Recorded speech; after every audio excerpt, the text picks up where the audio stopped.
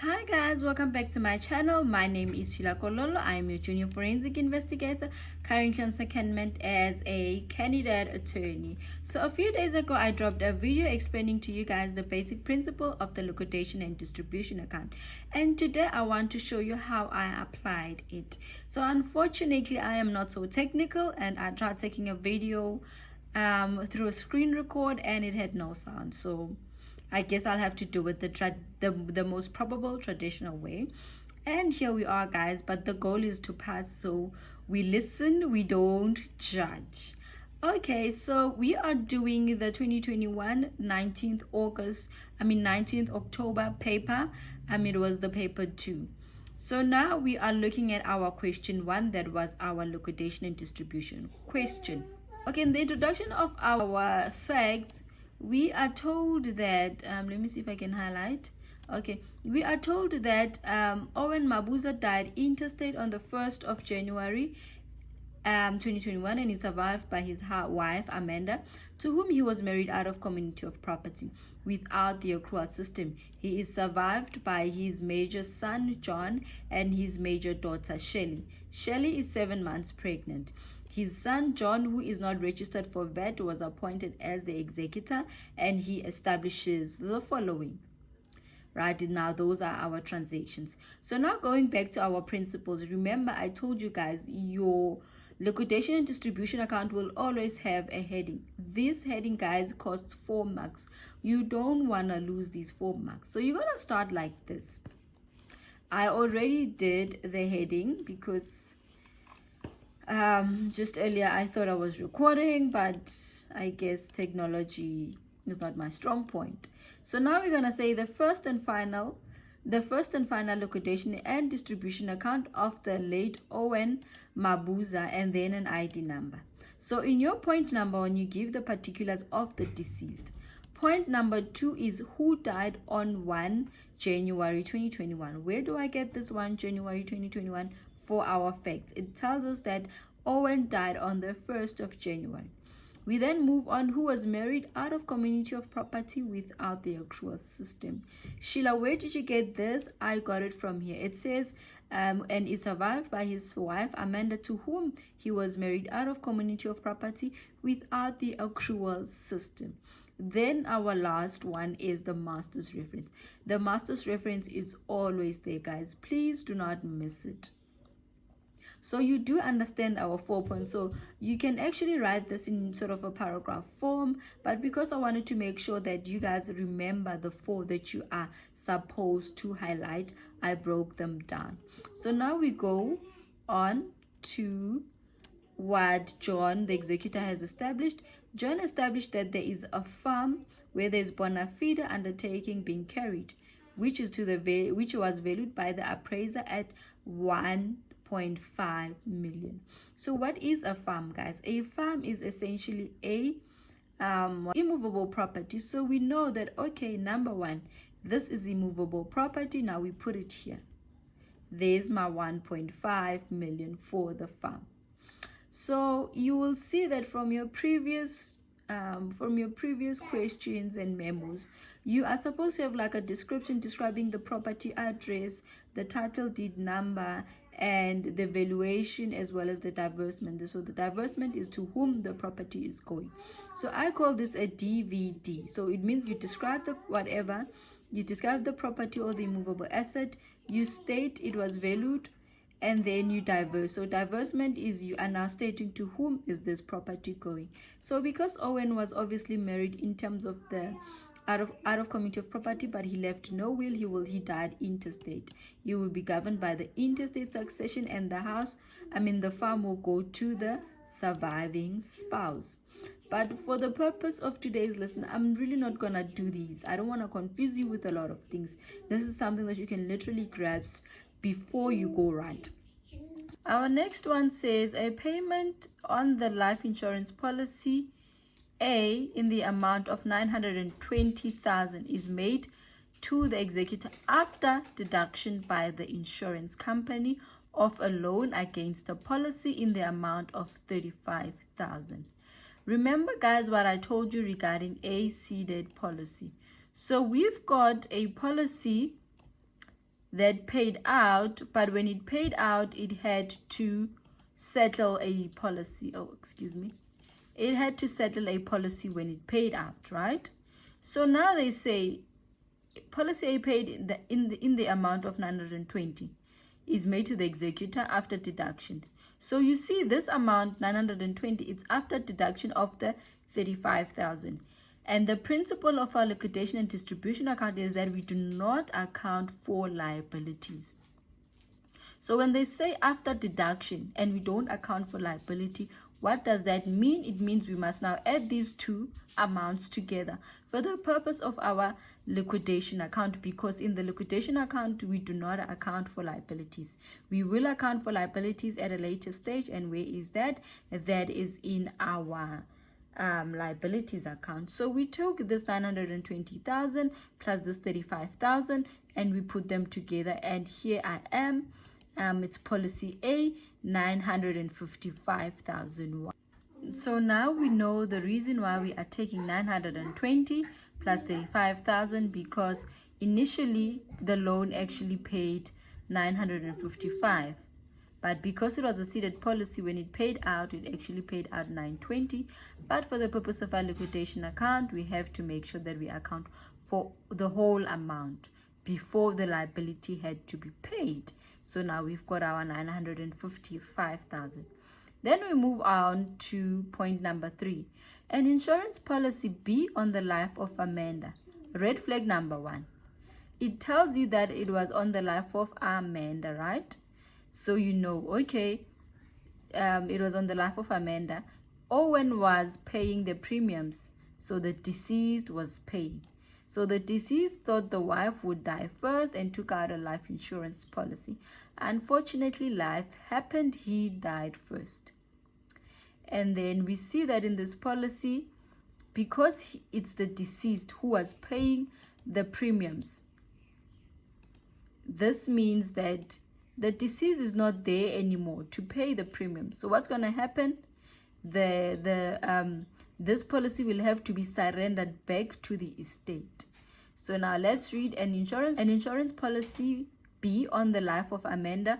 Owen was paying the premiums, and the premium plus interest amounted to 16,000 at his death. The executor has decided not to cede this policy, and it has a surrender value of 230,000, and the value of the life cover on Amanda's life is 600,000. So the deceased insured Amanda, his wife. But however, Amanda Shame did not die, Amanda, and survived. So now, because the deceased has died, obviously there's no one to pay the premiums. What must happen? The policy must be surrendered. And when a policy is surrendered because the deceased was the one paying the premiums, hoping to cash in at the death of Amanda, unfortunately, that did not happen. We are going to take the surrender value. So here is the surrender value of 230,000. We are taking the surrender value. Why? Because the policy has to be surrendered. Amanda did not die. Now it must go back to the deceased estate. It did not turn out as he had anticipated. I hope I am making sense. If I am confusing you, please drop me a comment on the section and I will address it. So now it says number 5. So you see this 230,000, I put it here. The surrender value, because that policy surrender value is coming back to the estate. Owen is not there anymore to pay the premiums. Then we proceed to item 5. Proceeds in life insurance policy D on the deceased's life in the amount of 690. The policy was taken out by the deceased. He paid all the premiums. The premiums plus interest, blah, blah, blah, amounted to 2.9 at his death. The proceeds were collected by the executor. So you see the deceased took out a life insurance policy on his name and did not even nominate a beneficiary. So this is our green light. Do we know that, okay, he took out a policy on his life, a life insurance policy, and it has matured. So the policy has matured, and the 690 that you see here is the one that we are gonna record. Why? Because the policy has matured. He died. So we put our 690 here. And then the next item is 6. A motor vehicle sold for 258,000. We know this is our movable property. Why? Because it is a car. Then there we go. We put our movable property there. This one should not even confuse you. And then it says there is a fixed deposit at P Bank received in the amount of 600,000. So we received a fixed deposit, right? And then included in the amount of 600,000 was interest in the amount of 40,000 up to January 2021, as well as interest in the amount of 10,000 for the period to January 2021 as to date of this account. So when we take 600,000 minus the interest, because it tells us that the fixed deposit paid in total, it was 600,000, and then we received interest which was up to date of death, it was 40,000, and another interest which was 10,000. So when we divide this, we are gonna say, okay, so which means the deceased minus this interest actually invested 550,000. So we've got 550,000 as our capital investment amount, and then at date of death the deceased had received 40,000 as interest. So remember the principle of accounting for only things up until date of death. So because the 10,000 was after date of death, this will go to the income and expenditure account. So we've got sorry guys, my mouse. So we've got 600,000. So we've got our 600,000 and the 50,000 interest. But because the 10,000 was after date of death, we're only going to account for the capital amount and the interest up till date of death.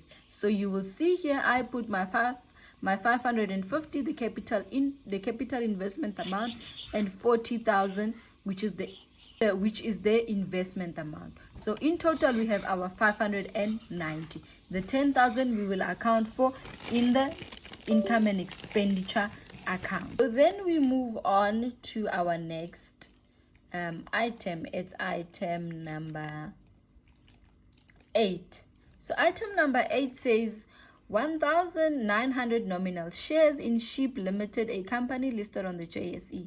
These shares are sold by stockbroker during the course of liquidation at 30 Rand per share. The stockbroker's commission is 5% on the selling price. So now we know the deceased had shares in the amount of 1,900 shares, and each share was worth 30 Rand. So now how do you determine the price per share for the total shares? What you're going to do is you're going to take your 1,900 shares times 30 Rand, because each share is worth 30 Rand. And once you did that, you will see I got 57,000 here, and here I put my 57,000. I hope you understand. You always look at the price per share. And then now we move on to item item 9. It says Owen was a member of his employer's pension fund, which provides for a lump sum of 750,000 payable to Adam. Number 1, employer's pension fund does not form part of our liquidation account. It is a principal. And then also if you didn't know about the employer's pension fund, then you would regard the fact that Amanda is named as a beneficiary another red flag, which should be safe for you not to include it. We move on. And then now item 10 says 300 shares of 250 each in Meat Pty Ltd, valued by the auditor at 1,500 per share, as approved by the Chief Revenue Inspector, as at the date of death, and sold in the course of liquidation at a profit of 30,000.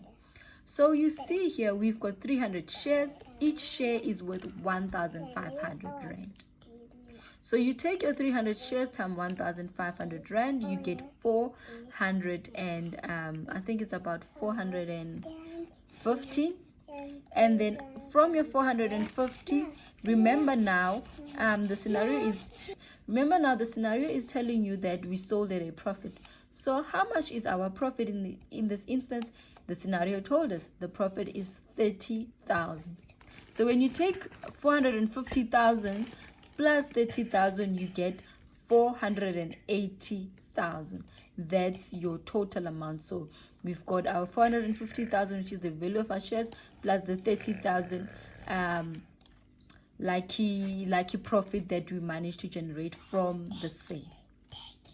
And then our last item, it says a bank overdraft with an bank in the amount of 40,000, which was covered by an insurance policy issued by Sanlam, which was ceded to the bank by way of a security of seizure. This policy had life cover on the life of Owen for 40,000. So again, we see there is a policy from Sanlam. Against this policy lies an overdraft from NBank. What does this mean? It means it is a ceded policy. When Sanlam pays, immediately after paying, NBank must take their money. So we know it's a ceded policy. So we are going to record Sanlam policy under our liquidation, and then later we also are going to account for the 40,000 in our liabilities. So I really hope you do not confuse this. As much as we know that when Sanlam paid out NBank took their money, we still record this in our liquidation account because we do not account for liabilities in our liquidation account. So I then went ahead and calculated the total value of my assets, and it was 48 million. So this is where I'm going to stop, guys, and tomorrow I will post another video dealing with the liabilities. I hope you understand, and if you missed anything or do not understand anything, please drop me a message. I will explain it. But this is it at its best, and this is how you apply your principles.